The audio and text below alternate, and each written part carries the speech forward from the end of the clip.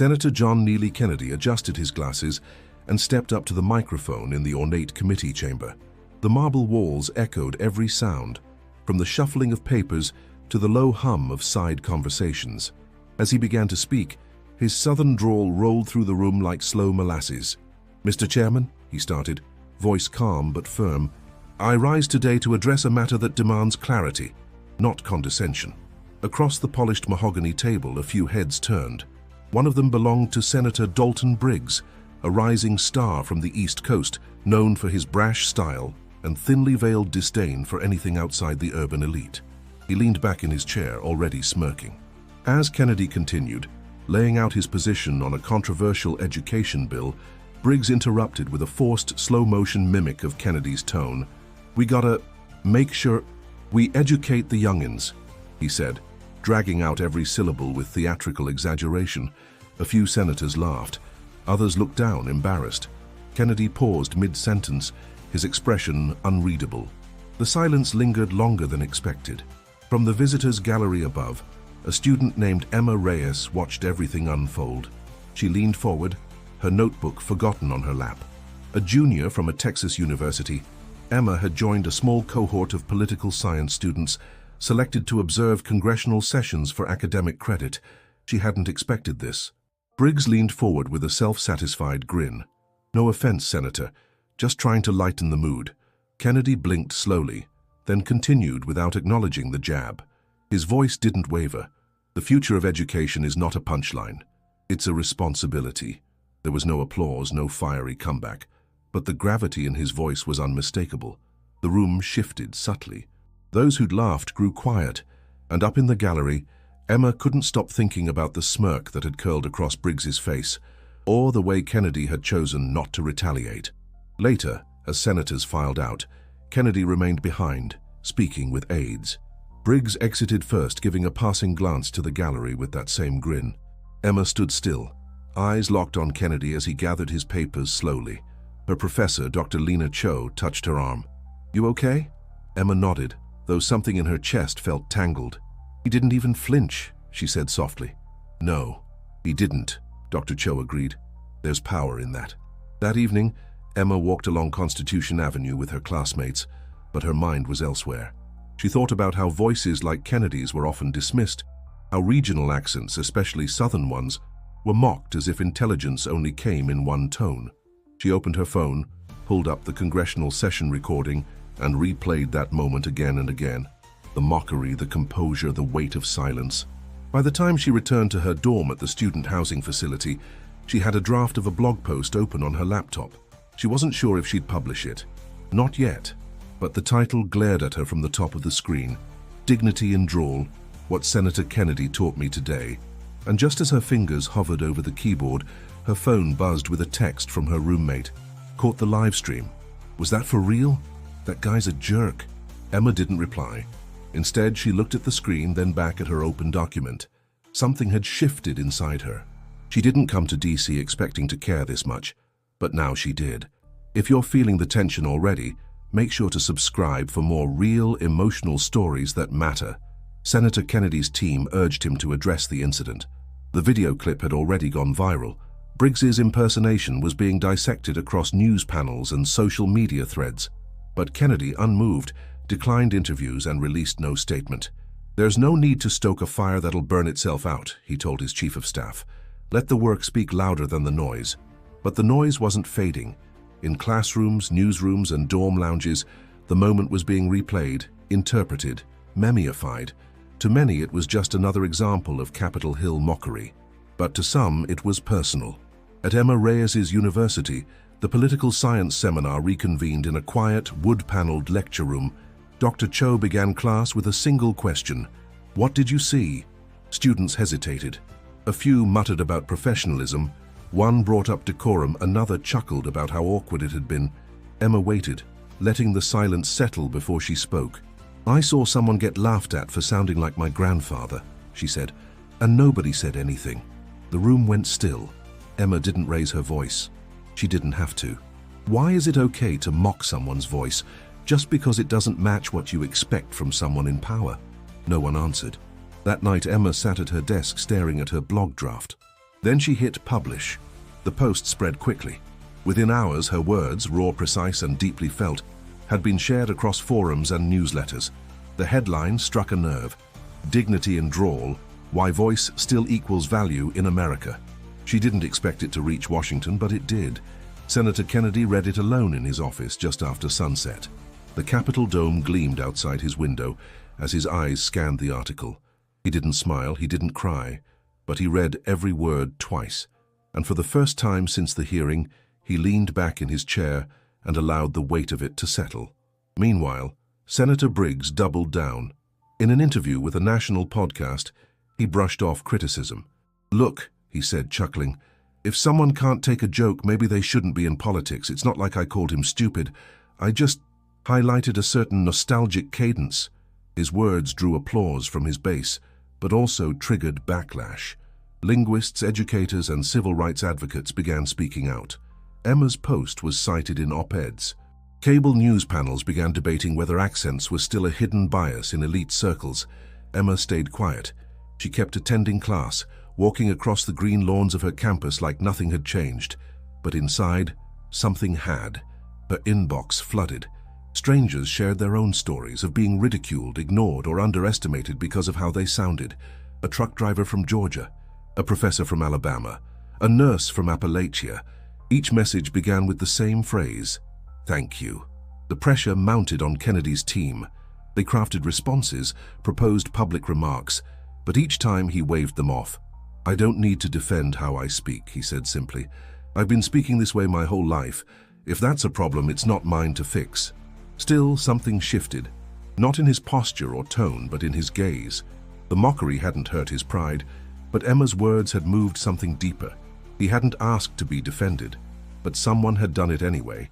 Before John Neely Kennedy was a senator, before the chamber microphones and viral videos, he was a boy in St. Landry Parish, Louisiana. The summers were hot, the air smelled of wet clay and pecan trees, and the people spoke with rhythm in their sentences, like music with roots in the soil. His grandfather, Emil Kennedy, had taught him that language was more than communication. It was memory. Emil spoke English thick with Creole French, told stories of floods and elections and family feuds, and never once apologized for how he sounded. At school, John learned quickly that his voice set him apart. A teacher once corrected the way he said oil. Another marked him down for pronunciation on a history presentation. He adapted, but never erased. The drawl stayed, like a fingerprint. Years later, walking the polished floors of Capitol Hill, he carried that same sound in his voice. Not out of defiance, out of loyalty. Meanwhile, Emma sat beneath a live oak on campus, scrolling through her inbox. Each message felt like a thread, tying her to strangers who shared a silent frustration, that the world still judged the packaging before the content. She didn't respond to all of them. She couldn't, but she read everyone. That week, she had coffee with Dr. Cho, who looked at her with a proud, if cautious, expression. "You've stirred something," the professor said. "You can't put that back now." Emma nodded. "I wasn't trying to cause a wave. I just got tired of watching people stay quiet." Dr. Cho smiled. "That's exactly how waves start." Back in Washington, Kennedy's team prepared him for an upcoming Education Committee hearing, one that would be nationally televised. Briggs was set to chair the session. The stakes were high, and Kennedy knew the spotlight would burn hotter this time. "I'll speak," he said quietly to his aide. "I've got something to say." Around the same time, Emma received an unexpected invitation. The student roundtable she'd applied for months ago, a live forum on youth civic engagement, had accepted her. It would be held in the same building as the hearing. She stared at the email, her chest tightening. Part of her felt unprepared. Another part, more defiant, felt something close to destiny. She accepted. At home that night, Kennedy reviewed transcripts, reading between lines and margins, but he kept coming back to Emma's post, printed and folded in his top drawer. He'd read it so many times now he could quote pieces. What makes a voice worthy of respect? Is it its smoothness or its sharpness? Or is it the courage it carries? Emma packed her bag with careful focus, laptop, notebook, one good blazer. Her roommate watched her from the door. "You're different lately," she said. Emma didn't look up. "I think I found something I'm supposed to protect." Neither of them said it out loud, but they both knew what she meant. In two different cities, Under different stars, they both went to bed wondering the same thing. Not what would happen next, but whether they were ready for it. The chamber buzzed with anticipation. The Education Committee hearing was minutes from beginning, and the press had gathered in unusual numbers, not for the legislation, for the tension. Everyone knew Kennedy and Briggs would be seated across from each other. Kennedy entered without fanfare, adjusting his tie as he sat. He looked composed, his notes neatly stacked. Briggs, already seated, wore his trademark smirk. The room quieted as the chair called the session to order. Briggs opened with formalities, then pivoted fast. "Before we begin," he said, "let's be sure we communicate clearly. No riddles, no folksy metaphors. This is serious policy, not bedtime storytelling." A few chuckles from the back benches. Kennedy didn't move. When his turn came, he rose, slowly. No rush. He looked at each senator, then at the audience behind the glass panels above. His gaze paused for half a second, just long enough to see Emma seated near the front. "I've been told my voice sounds like a slow walk through a cotton field," he began. "I take that as a compliment." Silence, no laughter. "When I was 12, my neighbor taught me how to fix a broken well pump." He explained it slowly, with patience, using words most people now consider outdated. But that man saved a family from losing their water. His accent didn't stop him from being a hero. Kennedy's voice didn't rise. It settled. "We are judged, in this room and beyond it, by how we speak. But I ask, shouldn't we be judged by what we say?"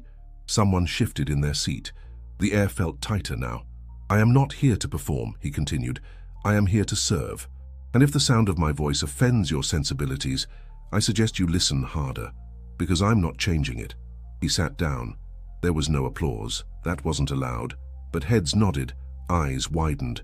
Briggs opened his mouth to respond, but before he could speak, the gallery stirred. Emma Reyes stood. It was against protocol, but she raised her hand, and the chair noticed. "Let the young woman speak," said Senator Havisham from Vermont.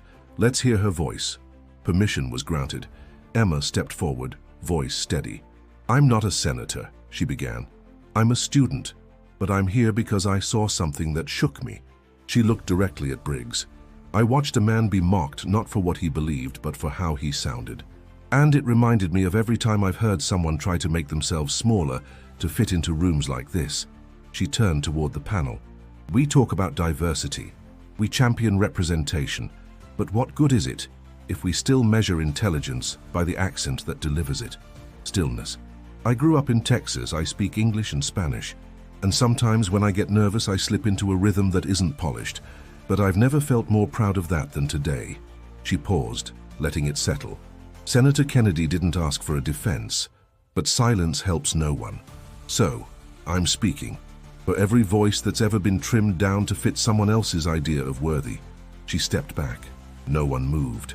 Even Briggs remained still. The chair cleared his throat, trying to restore order. But the balance had already shifted. Respect filled the space Briggs had tried to mock. And from the gallery to the committee table, something had changed. The clip of Emma's speech hit social media before the hearing even adjourned. By nightfall, it had crossed 1 million views. News outlets called it "the moment the room stood still." Hashtags trended, commentators debated, but most people just listened. Emma didn't go back to her dorm right away. She walked for hours, unsure of what to feel. Her phone vibrated constantly. Texts, notifications, emails. She kept it on silent. At sunrise, she found herself sitting on the steps of the Lincoln Memorial.